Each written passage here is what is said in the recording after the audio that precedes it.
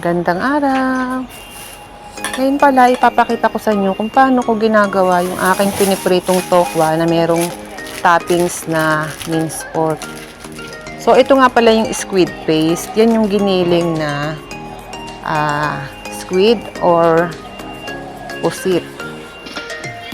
So lalagyan ko lang siya ng paminta, mga ilang patak lang ng sesame oil. Then, lalagyan ko rin siya ng toyo. So, ito nga pala yung mga normal na marinade na ginagawa sa lahat ng karne dito sa Hong Kong. So, ito naman yung wine. Cooking wine. Normal na cooking wine lang yan. And then, lalagyan ko naman siya ng cornstarch. And after nyan, ay lalagyan ko siya ng pampalasang Maggi sauce or yung Maggi liquid seasoning. So, yan. Para mas malinamnam. Kasi hindi uso dito yung paglalagay ng mga magic sarap. So, after nyan, ay halu-haluin ko lang. At sasama ko na rin yung squid paste. So, wala kayong gagawin kundi pagsamahin yan.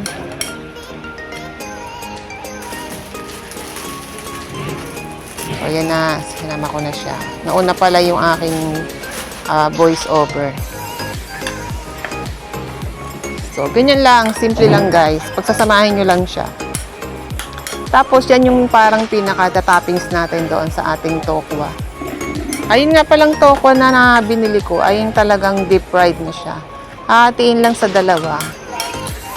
And then, after siya nahatiin sa dalawa, ay lalagyan na siya ng toppings. So, after nga pala ito, ay minarinate ko na siya ng ilang minuto. Pagkatapos, ay hinugasan ko muna yung mga gulay. So, ito naman yung ating nabiling clams.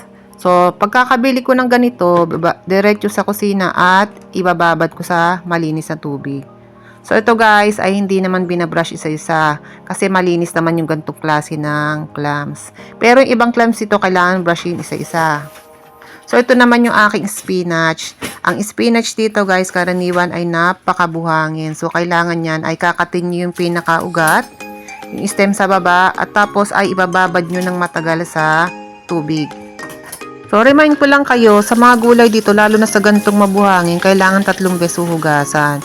Pero ako talaga sa lahat ng gulay, 3 beses ko siyang hinugasan. Tapos itong spinach, pang-4 na beses naman yung after na mahugasan ko na siya. Kasi makita nyo, diba, yan o.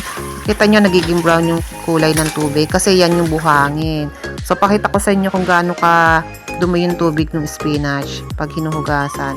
Yan guys, oh, nakita nyo, oh, ang daming buhangin sa ilalim. Unang hugas pa lang yan. So, gagawin ko dyan 3 hugas. Aalisin ko muna yung pinakatampok o yung pinakaugat, saka ko siya hugasan ng 3 beses. And then, after na mahugasan ng 3 beses, pag malinis na siya, saka ko naman lalagyan ng asin, tubig ulit. Tubig at asin. Para naman daw kung merong mga insekto na nakadikit dyan is mamamatay. Yun ang sabi ng amo ko. So, ganun sila kalinis sa mga gulay dito. Tsaka, syempre, para rin maalis yung mga fertilizer na nakaano dyan. Kasi hindi natin alam kung may mga, ano yan, diba? May mga chemicals. So, ayan. Hindi rin natin alam kung kailan organic yung nabili natin na gulay. So, ito, sample lang ko lang kayong paano kung lalagay yung asin sa gulay na aking hinugasan. Pero yan, hindi pa nakakat lahat ng mga ugat. So, ito naman yung ating tokwa.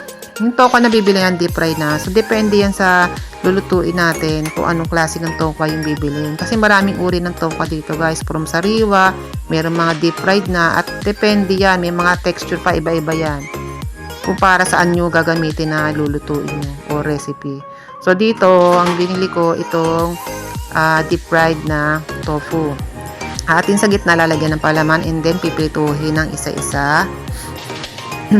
Ayan. Ilagay natin sa kawali. So, yan, nanikit pa yung kawali ko dyan kasi itong kawali ko medyo parang sablay na. Kaya yan candidate na para itapon ni amo ko. Kasi sabi niya, pag yung kawali na ninikit na, yan daw ay natatanggal na yung coating. So, delikado daw yan kasi nagkukos ng cancer sa tao. So, yun ang sabi niya. So, sundin lang natin. So, ito naman yung clams. Nalinis ko na. At ito naman yung gagamitin natin. Luya, sibuyas, at yung spring onion. yung tausi, yung black tausi, and then meron din tayong gagamitin na bell pepper. So, dapat yan, red, green, and yellow bell pepper. So, yun lang available ko, yung red at yellow. So, okay na rin yan. Igisa lang yan, sabay-sabay na yan, guys. Bawang, luya, sibuyas, at yung ating bell pepper. Tapos, sasama na natin yung ating tausi, yung black tausi. And then, saka isasama yung ating clams. Siyempre, gigisahin muna natin ng bahagya yung ating mga gulay. Yan, sama na natin yung ating clams na dinrain, nalit yung tubig.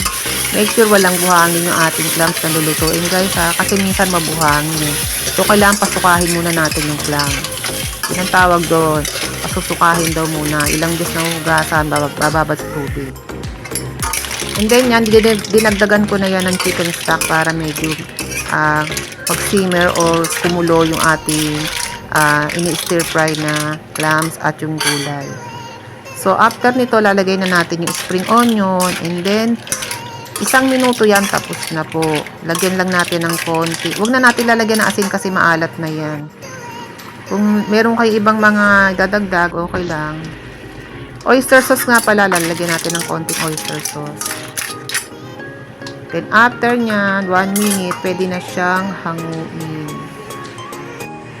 So, pag nakita nyo na ganyan, nagbubukahan na yung, okay na yan. So, hindi ko na nakita nung nilagay ko sa plate. So, ito, nakakain na tayo. Kain na tayo, guys. Yan, sausawan namin kulit, mayonnaise.